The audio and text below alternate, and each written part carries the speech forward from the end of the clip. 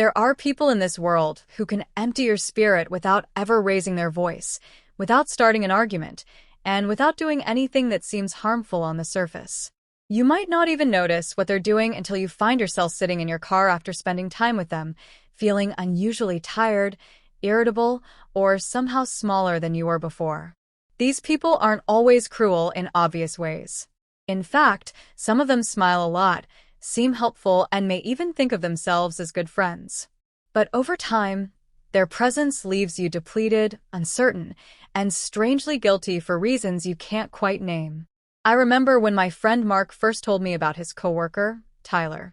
On paper, Tyler sounded like the kind of guy you'd want in your corner. He was always ready with advice. He offered to help with projects, and he had a way of making himself the center of every group conversation. At first, Mark appreciated the attention. Tyler made him feel included at work, invited him to lunch, and even shared stories about his own struggles to seem relatable. But slowly, Mark realized something strange. After every lunch, every chat, he felt worse. He wasn't motivated to get back to work. He felt less confident in his ideas.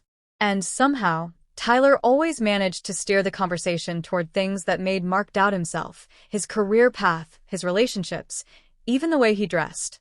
What Tyler did was never aggressive. It was subtle. He didn't insult Mark outright. Instead, he wrapped his comments in concern or jokes.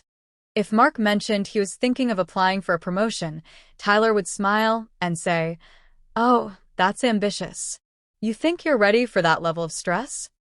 If Mark bought a new shirt, Tyler would laugh and say, "Looks good. Not your usual style, though. Did someone pick it out for you?" These tiny remarks didn't seem like much in isolation, but over weeks and months, they chipped away at Mark's energy and self-esteem. Tyler was draining him without making a sound. People like this often operate under a cloak of subtlety. They aren't the loud, obvious bullies you can easily avoid. They blend in, making it harder to pinpoint exactly why you feel so off after being around them. Sometimes they're family members. Sometimes they're old friends. Sometimes they're people you admire. The damage they cause isn't always immediate. Instead, it accumulates, like a slow leak in a tire. You don't notice until you're stranded on the side of the road. I once met a woman named Claire at a neighborhood book club.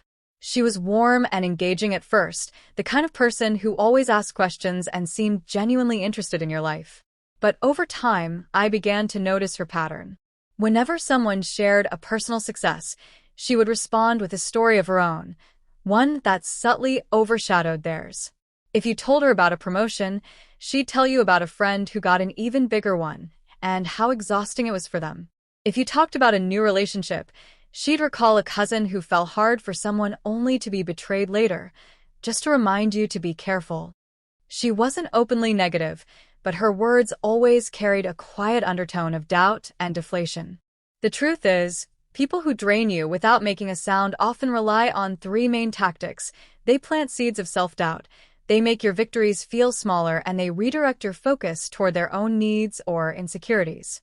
None of these things on their own seem malicious. In fact, if you bring it up to them, they might appear hurt or confused, insisting they were only trying to help. That's part of what makes this dynamic so exhausting. It's hard to explain to others, and even harder to justify to yourself. I remember sitting with my cousin Emily one afternoon at a coffee shop. She was venting about a friend named Sarah, someone she'd known since high school. Sarah wasn't mean. She didn't gossip. She didn't spread rumors. But every time Emily shared something good about her life, a work project going well, a new hobby she was enjoying, Sarah would somehow twist the conversation into something slightly unsettling. If Emily said she was learning photography, Sarah would sigh and say, "It's a nice hobby, but you know it's super competitive, right? Don't expect to make money from it." If Emily said she was dating someone new, Sarah would raise an eyebrow and ask, "Are you sure he's not just another guy like your ex?" Emily always left these hangouts feeling like she had to defend herself, even though Sarah never outright attacked her. When I listened to Emily's stories, I realized Sarah was doing something many draining people do. They disguise discouragement as wisdom. They frame their doubts as looking out for you. But in reality, They are projecting their own fears, failures, and limitations onto you.